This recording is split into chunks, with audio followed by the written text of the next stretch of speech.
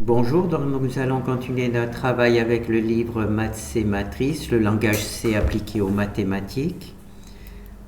Alors c'est un wikibook. On est dans le chapitre Gauss-Jordan, l'inverse avec Gauss-Jordan, et on travaille sur petites études. Donc on a vu la première partie, maintenant on va voir la deuxième partie. Alors là je récupère un fichier principal.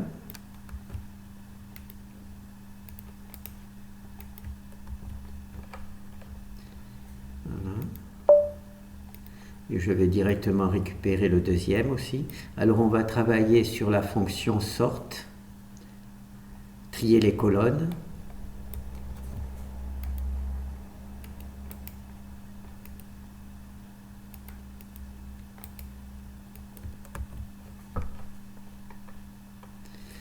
Alors, elle est ici, hein, on va voir le code après. Alors c'est la fonction qui trie les colonnes. Alors elle se trouve appelée, on a donc la fonction qui met les bons pivots à la bonne place. Malheureusement, si elle choisit les bons pivots pour les mettre à la bonne place, pour faire ce travail, elle échange des colonnes, d'accord ? Et naturellement, il faut après remettre les colonnes en ordre. Donc il y a le changement de ligne et le changement de colonne, et on commence par le changement de colonne. Donc on va essayer de voir. Donc ici, on est dans notre matrice. Pardon. On est ici, on a fini la fonction Gauss-Jordan avec pivot, c'est-à-dire qu'on a choisi, on a mis les bons pivots à la place et on a mis 0 en dessous des pivots et 0 au-dessus du pivot. Malheureusement, ici, on voit que les colonnes ne sont pas dans le bon ordre, d'accord ? Ici, on utilise la fonction print all, c'est-à-dire qui affiche la ligne 0 et la colonne 0. C'est pour ça qu'on voit ici l'index des colonnes, d'accord ? Alors ici, on voit que pour la matrice AB, d'accord, la colonne 1, la colonne 1, oui, devrait être la colonne 3. Donc on va utiliser la fonction sort. On va utiliser la fonction trier les colonnes.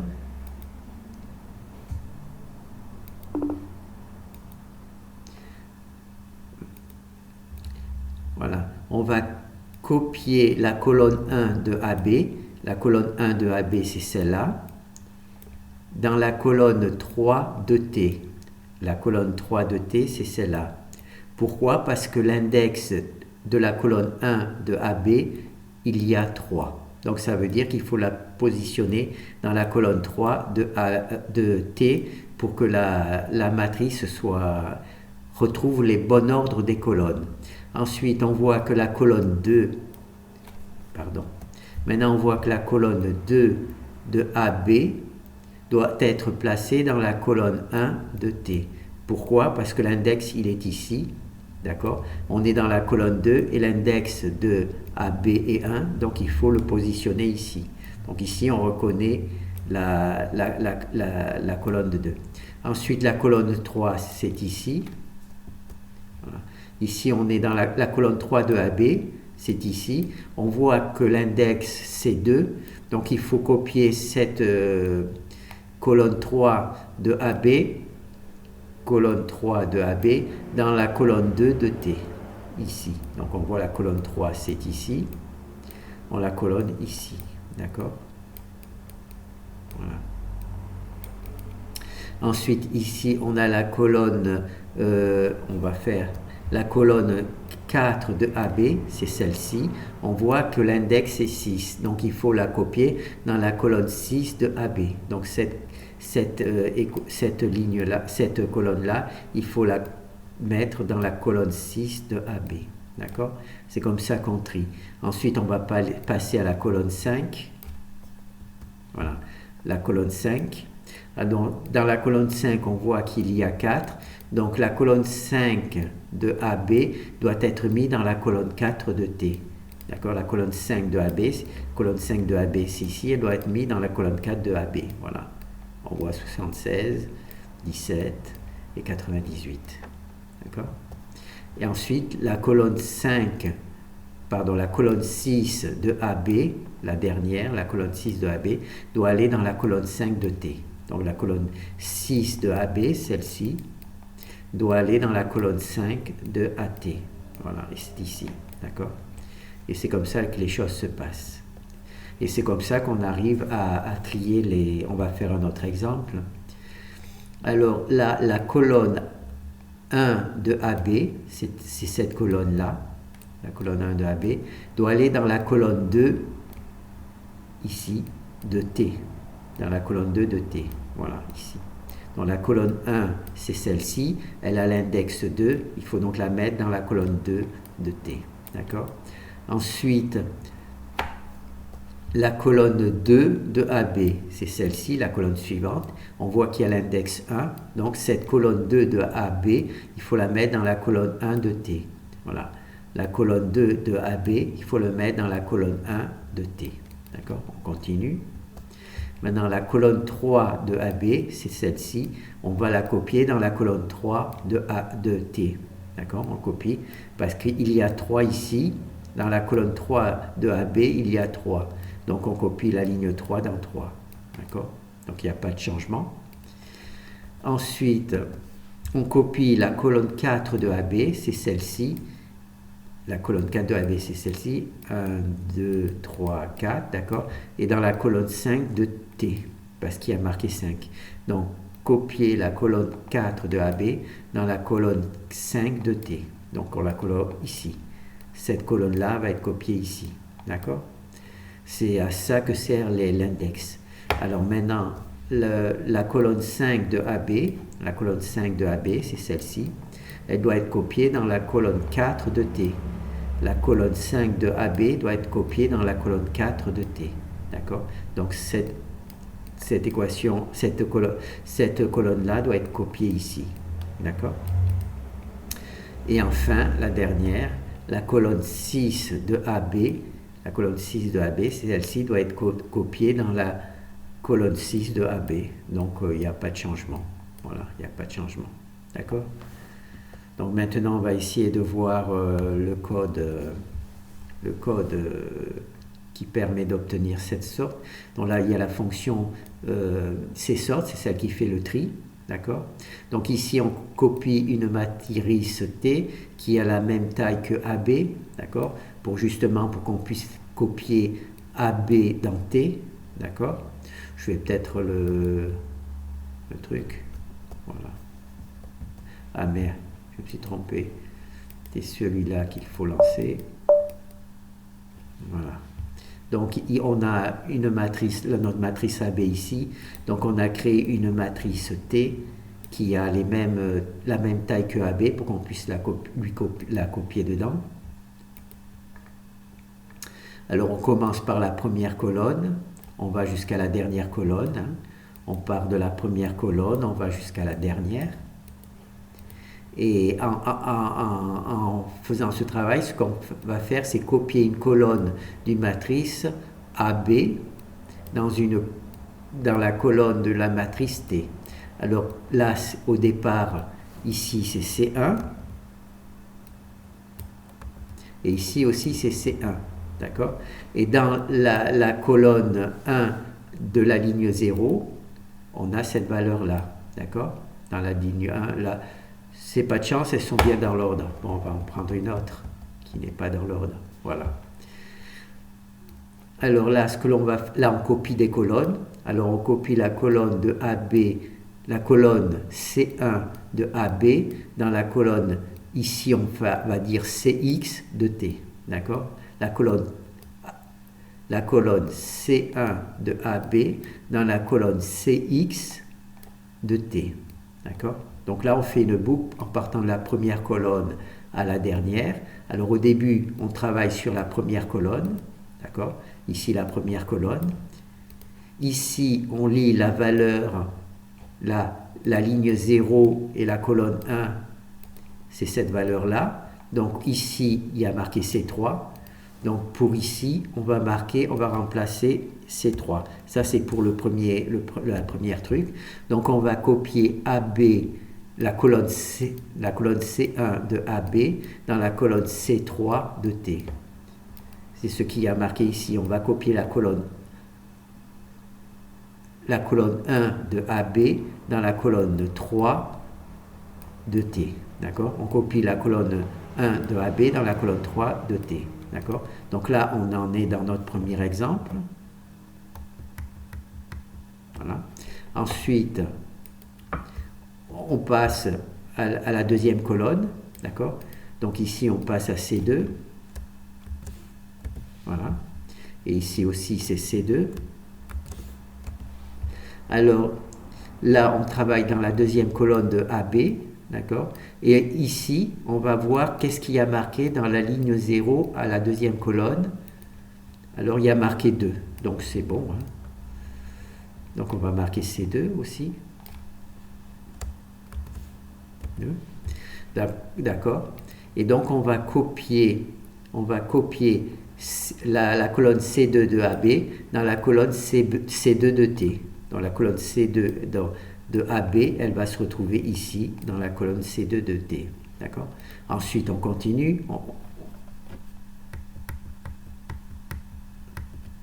Donc là, on va aller à C3. Donc là, on est à C2, on va aller dans la colonne C3. Voilà. Dans la colonne C3 de AB, c'est celle-ci. Et on voit que on va copier dans la colonne C1 de T. Donc là, il va y avoir C3. D'accord? Et ici aussi, il va y avoir C3. D'accord? Et quand on regarde en ligne 0, la colonne C3, alors la ligne 0, c'est ici, et la colonne C3, c'est ici. On va donc aller copier la colonne C3 de AB dans la colonne C1 de T. C1 de T, parce qu'il y a marqué 1 ici. Donc ici, il va y avoir C1. Voilà, c'est la valeur que l'on trouve dans la ligne 0, C1. Donc on va simplement copier la colonne 3 de AB dans la colonne 1 de T. D'accord? Voilà. Et donc là, on fait colonne après colonne et jusqu'à ce qu'on arrive à la dernière.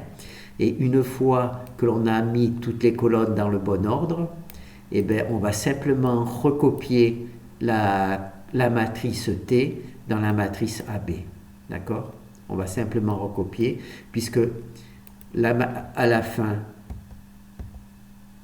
je ne voudrais pas rater, 1, 2, 3, 4, 5, 6, à la fin, la matrice AB, elle n'a pas changé. Par contre, la matrice T, toutes les colonnes sont dans le bon ordre.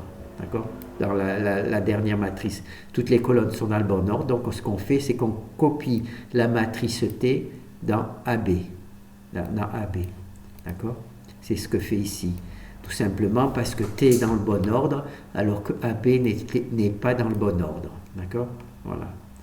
Donc, on crée une matrice T. On fait une boucle for qui amène petit à petit toutes les colonnes dans le bon ordre. Voilà, qui amène petit à petit toutes les colonnes dans le bon ordre avec cette commande. Et une fois que toutes les colonnes sont dans le bon ordre, on copie T dans AB. On récupère le bon ordre. Bien entendu, les lignes ne sont pas dans le bon ordre. On a remis les colonnes dans le bon ordre, 1, 2, 3, 4, 5, 6. Par contre, les lignes, elles, ne le sont pas encore. Voilà.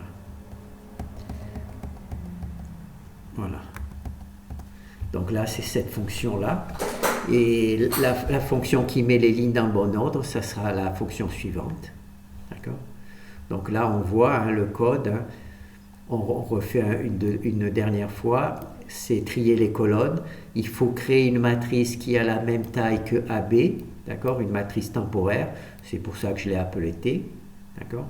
Ensuite, on copie simplement la colonne de AB en commençant par la première dans la colonne de T avec l'index qui correspond à la première colonne qui se trouve dans la ligne 0. D'accord? Là, il faut que je remette le truc. Voilà. Non, c'est pas le bon exemple. Voilà. Donc on copie la colonne de AB dans la CX colonne de T, et la CX colonne de T, c'est celle qui est l'index. D'accord? Là, on copie la colonne 1 de AB dans la colonne 2 de T, parce que copier la colonne 1 de AB dans la colonne 2 de T, parce que l'index nous indique que c'est la deuxième colonne. Il faut positionner cette colonne dans la deuxième colonne de T, il faut positionner cette colonne dans la troisième colonne de T, il faut positionner cette colonne de AB dans la première colonne de T, il faut positionner cette quatrième colonne de AB dans la cinquième colonne de T, et ainsi de suite. D'accord? Donc ça, c'est la fonction qui... C'est la fonction sort C. D'accord? C'est une boucle for qui se contente de copier. Il n'y a pas véritablement de tri. Elle copie simplement les index dans la bonne position.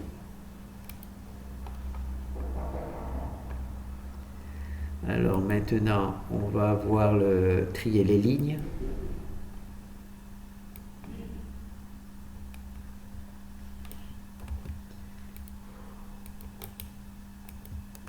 Voilà. Et on va récupérer le deuxième exemple.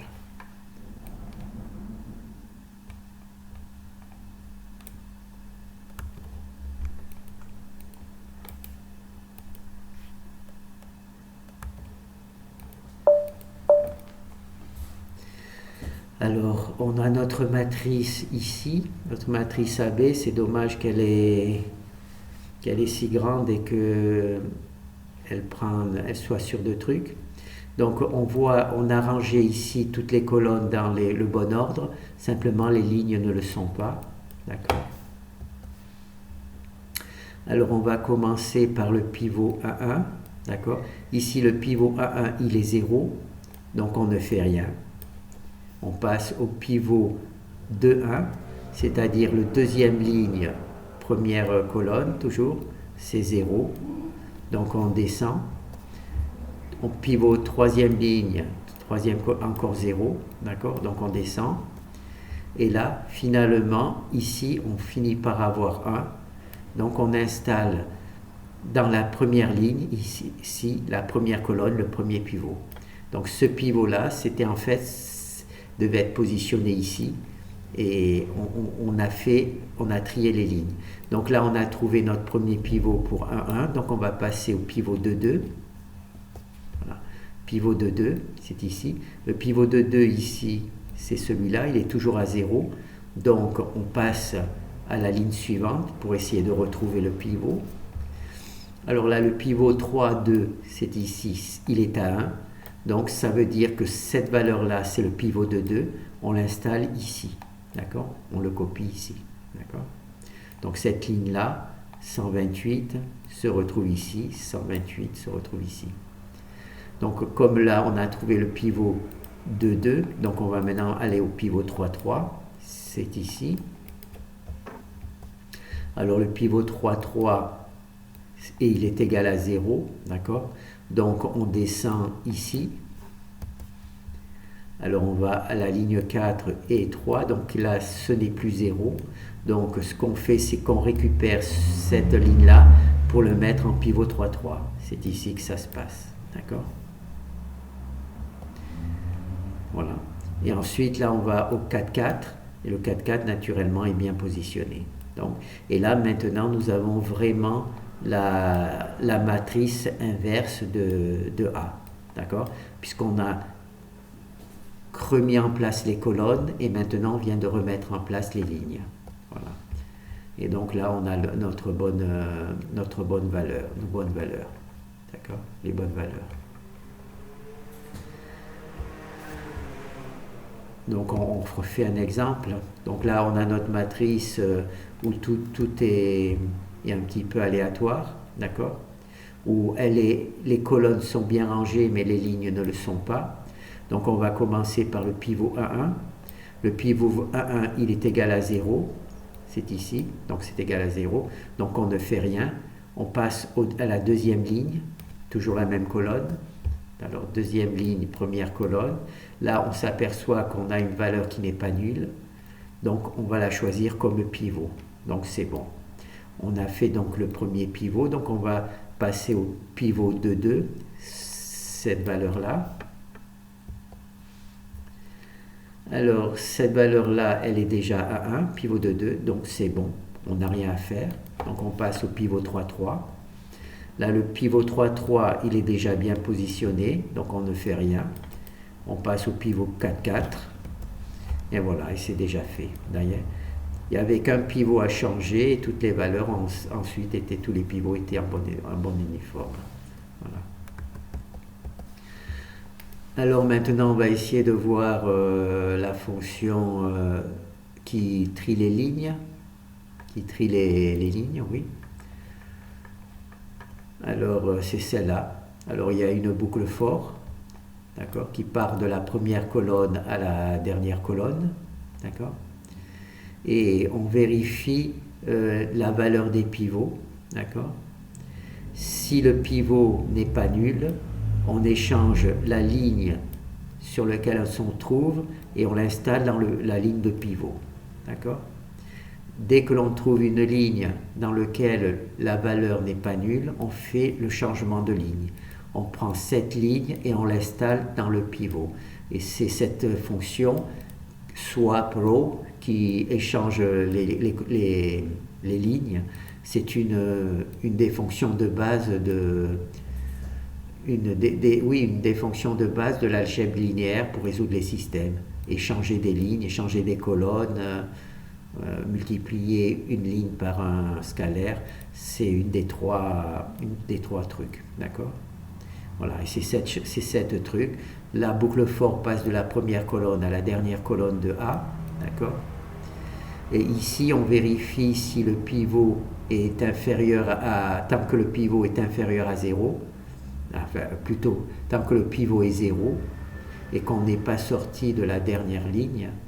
Donc on installe une valeur, la valeur qui est dans la position sur laquelle on travaille, et là on vérifie si le pivot est supérieur à 0, ça veut dire qu'on peut échanger les lignes. D'accord? Cette fonction-là,